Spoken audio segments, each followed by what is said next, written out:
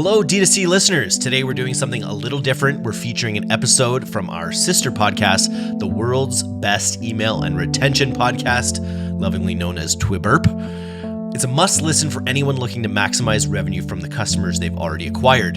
TWIBURP is where Jordan Gordon and the Pilot House email and retention team break down the strategies that keep customers engaged in spending without relying on constant acquisition. In this episode, Jordan dives into a concept that huge brands obsess over, but most D2C brands ignore, which is tracking your life cycle metrics, not just your revenue. In this podcast, he breaks down the 3 key life cycle stages, how to spot your margin erosion in your discounting strategy before it tanks your profits, and why a growing revenue line can actually be a red flag, and what to look for instead. If you're serious about scaling your brand sustainably, this one's a must listen. Hit play, and don't forget to go over to the world's best email and retention podcast, TWIBURP, and subscribe yourself, leave us a review. We're going to be growing our podcast network in the coming months, and we'd love to know what you think about our new property. It's worth it just for the podcast theme song alone. Hope you enjoy it as much as I do. On with the show. In the inbox late night, glowing screen, see the light. Email, everything feels alright. Today, we're going to talk about tracking your life cycle, not your Benjamins. The life cycle is the path that people are going down. If all you're doing is looking at revenue, you're not seeing any of that.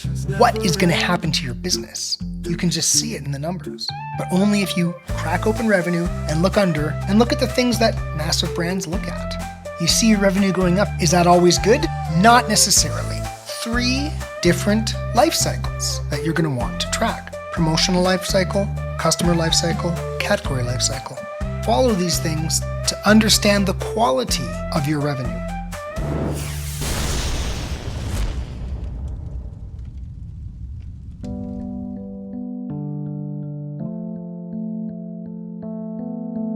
Ready to rapidly generate winning ad ideas in 2025? Motion, the creative analytics and research platform used by brands like Hexclad, Viore, True Classic, and Jones Road Beauty, just released their explosive new report on what really works with meta ad creative. This report is more fact than feeling, featuring never-before-seen insights from Motion's analysis of $100 million in ad spend, a survey of 500-plus ad experts, and deep-dive interviews with some of the most elite performance creative teams in D2C, including experts like Nick Sharma and Sarah Levinger. What's inside? The 7 biggest creative trends for 2025, including how humor is making a comeback in ad creative, the rise of earned nostalgia, and the ad trends that will help your brand stand out this year. This report is packed with real ad examples, new data, and novel techniques, from making AI-enhanced creative concepts to bleeding-edge creative ideas for advanced teams. Get your free copy now at motionapp.com/creative-trends and start rapidly creating ads that get attention and scale. It's the world's best email and retention podcast, and I'm your host, Jordan Gordon. We are a member of the DTC network of podcasts and the philosophical home of the Pilot House email and customer retention team. Today, we're going to talk about tracking your life cycle, not your Benjamins. We have gotten into a lot of really specific kind of tactical optimization stuff, layouts, landing page emails, etc. I also want to talk with you about how really massive companies think about their customer base, how they think about growing their business. Really massive companies, like when you go and listen to earnings calls from companies on the S&P 500, it's an earnings call, not a revenue call. We have to understand that revenue is not the only game in town. And the bigger you get, the more you have to have a larger basket of things you're paying attention to make sure your business is on a stable path. What I will discuss here is 3 different life cycles that you're going to want to track. Promotional life cycle, customer life cycle, category life cycle. How following these, while of course you follow revenue, will give you excellent leading indicators to understand what's happening in your business as you grow and mature. Okay, first, just revenue, let's just touch on the revenue. Like a great strategy for email is just max revenue. Just do whatever maxes revenue. It is a solid strategy, especially if you're small. Just max revenue. I've run just max revenue email programs many times. Okay, but how about nuance? What are things that can hide under that revenue that we could think about as life cycles? First, I'm sure you've all thought about this, your discount rate. How much are you needing to discount to drive that revenue? And this should be, a regular portion of any CFO's metrics deck. So if you're big enough that you got a CFO, go talk to your CFO and make sure that you guys are aligned on this as you build your customer retention programs. Second, actual life cycle stage, customer life cycle stage. So is it a prospect? Is it a first-time buyer? Is it a repeat buyer? Is it a stale buyer and long gone? Is it a recent buyer? And then finally, the category life cycle. Where is someone down your category? You've got a primary category or a hero product, and then you've got additional categories that you want to introduce people to give them a reason to keep purchasing, and also so that they don't just max out on your primary stuff and kind of be done with you. Let's just break into these three and talk about how they can hide under revenue and how you can follow these things to understand the quality of your revenue. First, this discount rate. I start with this one because it's so obvious, right? If you got a margin of 20% and you start doing 20% off every day, you're not making any money, right? So like I say, first place to go, talk to your CFO. But something you can also do, obviously like this stuff, there's a different way to do this with every platform. A lot of things that we talk about here are Klaviyo specific because so many brands come to us using Klaviyo. So you can go in and just create a segment in Klaviyo that measures the percent, that measures buyers for the month, and another one that measures buyers for the month who had a discount rate of greater than or equal to 11%. Why 11%? Okay, well, most people have like a 10% off coupon, to get started. You don't want to count those against you. And so, if you've got some other discount, whatever your discount is, just work this number so that it does not include those. So how many people were there that had a discount of 11% plus versus how many people there were, right? How many buyers? And that's something you can trend every month, or at least every quarter, but definitely every, I would do it every month. And you can chart year over year. Look at everything I do is month over month, year over year, by month, by quarter, by half, and by year. It's just the way it works, right? You should be doing those things for anything important. So you can see the changing trends in the data so you can steer the tanker in the right direction. And then a little optimization for that you can also do who have been in the list who were created less than 365 days ago. And that's kind of interesting because now you've got a new customer cohort and an established customer cohort, and you can look at, okay, how are we discounting? How many customers are we needing to discount to get to purchase who are new versus established? You would want your established customers to be requiring less discounts. So there's immediate life cycle view. Obviously, the longer someone's with you, the less you should be spending to get them to buy. And if you don't see that improvement over time, that's a negative leading indicator for your business. Yeah, and if this rate as a percent of a percent goes up more than kind of your revenue, that's just a negative indicator. Right? Now, that's obviously if you have a CFO who can just tell you, yeah, our margin for this channel is getting worse. If they've got the ability to do it by channel, great. If they don't have the ability to do it by channel, you got to get scrappy, do it yourself. So just look at this percent. And so is this rate increasing faster than my revenue is increasing as a rate? Okay, well then probably You've got a margin compression for your channel going on there. Assuming that repeat buyers are mostly influenced by email. I mean, broadly speaking, when you look at buyer revenue, that's going to be your email and your SMS. And other retention programs. If you've got a bounce back coupon that you're running where you put a piece of paper in the package that says, hey, 20% off your next order. Boom. That'll be your best coupon, by the way. That'll be your best one. So those would be under the email and retention program. That's where. So when you see for established buyers, when you track this rate, you're generally measuring your activities. Yeah, and so you could do that both. You could do it both if you really wanted to get nerdy about it. You could split it up by greater than and less than 365 days, and you could split it up by 1 purchase overall time and 2+ purchases overall time. So you can be analyzing your base. We're going to talk about your base in a second. So just keep in mind that's 2 different views. Time, how long have they been with us? So that would be recent stale, and customer lifecycle stage. First time buyer, or your base, your people who purchased more than once, who you can now rely on making further purchases. Okay, that's our first life cycle that hides under revenue.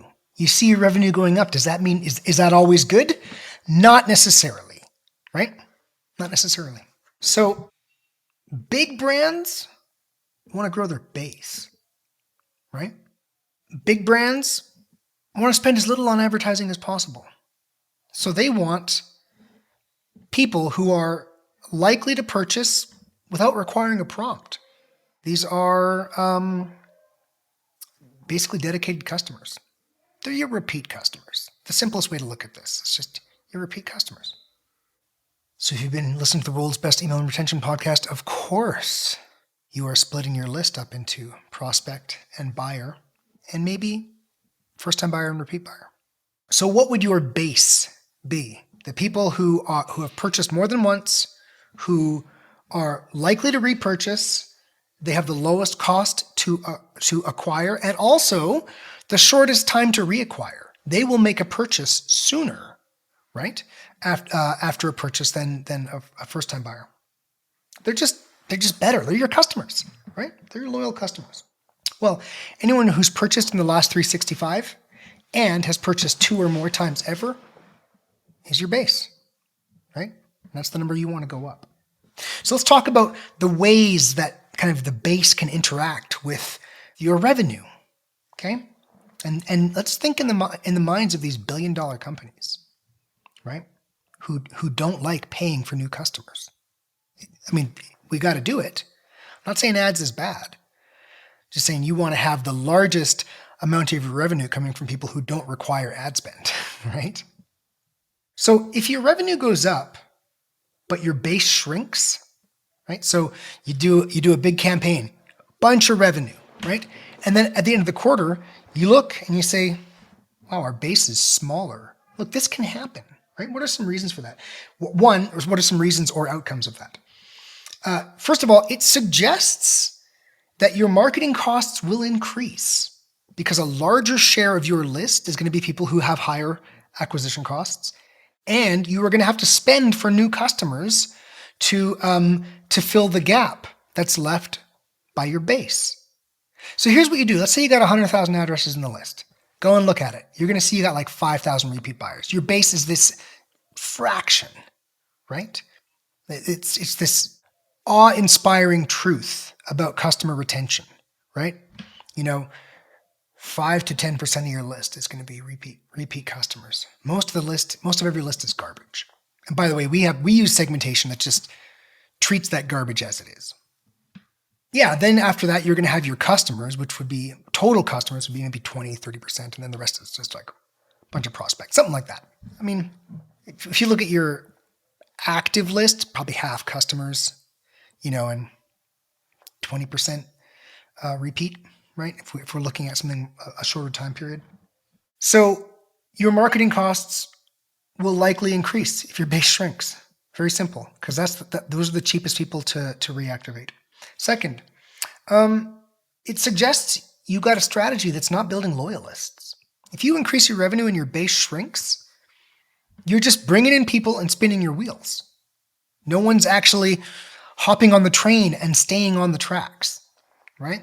So that's a negative leading indicator. And of course, an exception to this would be, let's say you do a major product, audience, or brand pivot, right? Obviously, if you do this crazy pivot, your base is going to decrease because people are going to say, hey, this isn't what I signed up for anymore. And you're bringing in new people. You're building a new base. And in that situation, you might actually want to measure two different bases, right?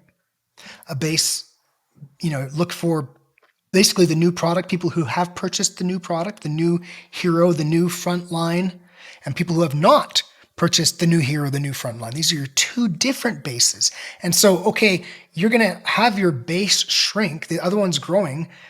What should be happening eventually is that you're reaching a point where you can see, hey, our new base is going to overcome our old base and be larger than before. That's obviously the goal behind this. Maybe larger than before when you multiply by AOV or something like that, right? So let's say your revenue goes down, but your base grows. So now our revenue's gone down, but we look at our base. Hey, the base got bigger, right? Well, this could be because you're niching down, right? And there's lots of good reasons to niche down. You can kind of you can really own a market segment. You can just go on YouTube. There's so many people talking about this. Okay, it could also be because you're simplifying your catalog. There's just less items to sell, so maybe you're getting less of these repeat purchases. And obviously simplifying your catalog can have all kinds of cost of goods sold benefits. So maybe in these cases, you're like, okay, we see our base shrinking, but this is okay, right? Because this is following like a strategic decision of ours.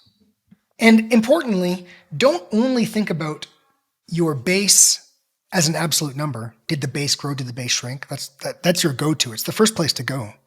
But also your base, which is a special kind of repeat buyer. It's a repeat buyer who has purchased in the last 365. That can grow as a share of buyers, even as overall buyers shrink. That can shrink as a share of buyers, even though overall buyers grow, right? And there's lots of different ways that these can be good or bad, depending on what you're doing in your business, right?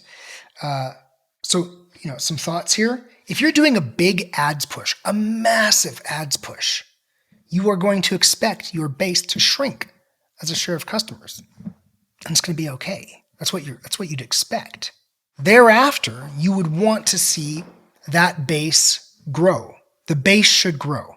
And if you are a growth company, that your base might always be dragging behind. And that's not a problem. You've got this really small base, but it's catching up. But eventually you have to see this point where your base starts growing as a share of customers, or you're going to be on an infinite hamster wheel of paying for new customers, right?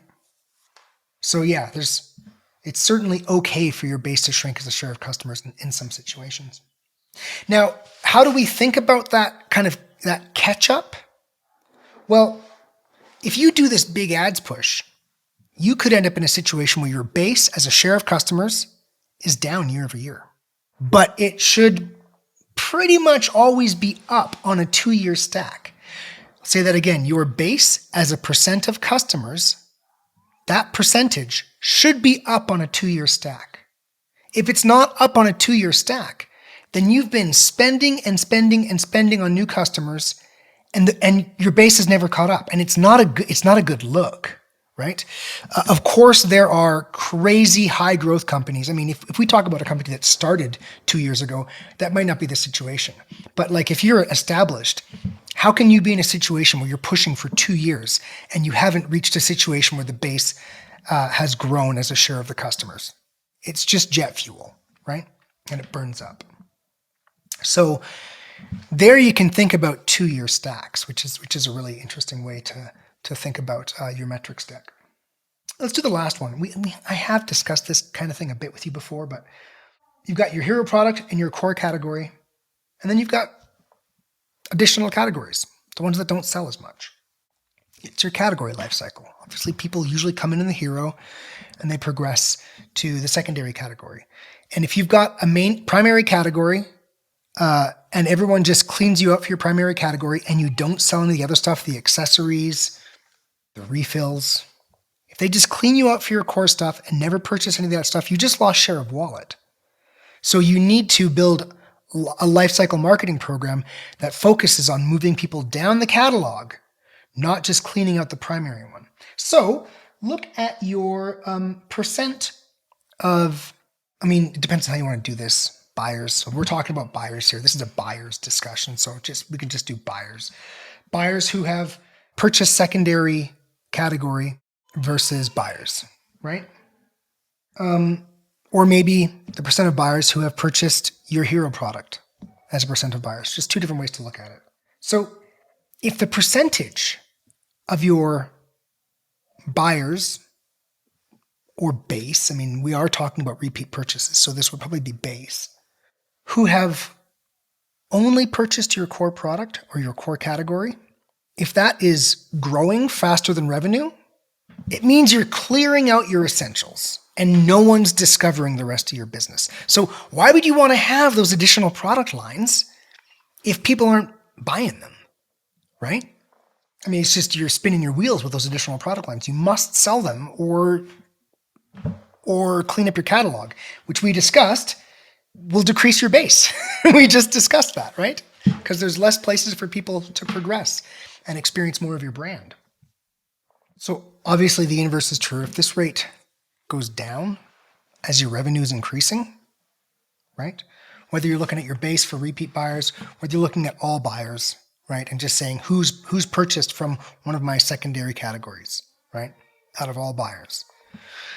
If this thing is decreasing and revenue is going up, it's pretty much always a good thing because you've got a higher quality of category. Your catalog is of higher quality.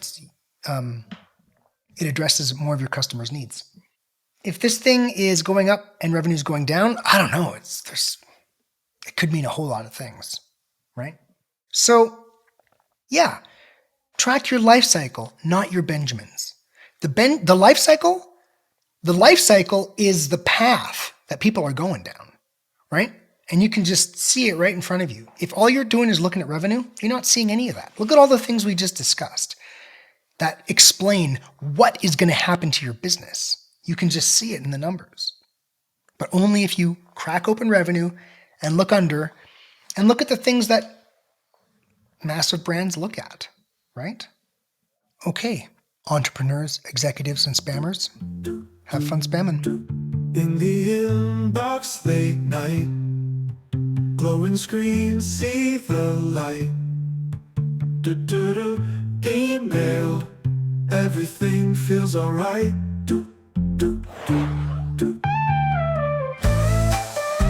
Hey entrepreneurs and spammers, remember, you can't scale without email, and the cheapest customer to acquire is the customer you already have. So please subscribe to the world's best email and retention podcast and learn how to make low-cost revenue a big part of your digital ecosystem.